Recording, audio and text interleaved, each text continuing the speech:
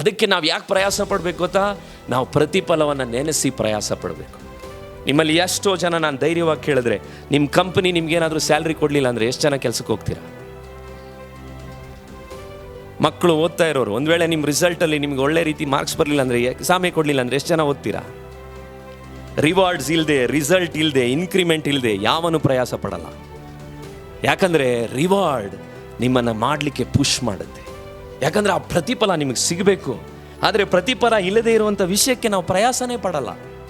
ನಿತ್ಯ ಜೀವದಲ್ಲಿ ಯಾರೆಲ್ಲ ಯಥಾರ್ಥವಾಗಿ ಸೇವೆ ಮಾಡ್ತಾರೋ, ಯಥಾರ್ಥವಾಗಿ ವಾಕ್ಯಗಳ ಅನುಸಾರದಲ್ಲಿ ಕುಟುಂಬ ನಡೆಸ್ತಾರೋ, ಗಮನ ಇಟ್ಟು ಕೇಳ್ರಿ, ಜವಾಬ್ದಾರಿಯುತವಾಗಿ ತನ್ನ ಮನೆಗಳನ್ನು ನಡೆಸಿದವನು, ಜವಾಬ್ದಾರಿಯುತವಾಗಿ ತನ್ನ ಕೆಲಸವನ್ನು ಸರಿಯಾಗಿ ಮಾಡಿದವನು, ಕಂಪನಿಗಳಲ್ಲಿ ಮೋಸ ಮಾಡದೆ ಬದುಕಿದವನು, ಆನ್ ಟೈಮ್ಗೆ ಕೆಲಸ ಮಾಡಿದವನು, ಪ್ರತಿಯೊಬ್ಬರು ಭೂಮಿಯಲ್ಲಿ ನೀವು ಹೇಗೆ ನಡ್ಕೊಳ್ತಿರೋ, ಕೆಲವರು ಅದಕ್ಕೆ ಭಾಳ ವೇದನೆಯಿಂದ ಹೇಳ್ತಾ ಇದ್ದೀನಿ, ಆಶೀರ್ವಾದ ದೇವ್ರು ಕೊಟ್ಟರೆ, ನೆನ್ನೆನೂ ನಾನು ಹೇಳ್ತಾ ಇದ್ದೆ, ಆಶೀರ್ವಾದ ಕೊಟ್ಟರೆ ದೇವ್ರು ಜವಾಬ್ದಾರಿ ಕೊಡ್ತಾನೆ.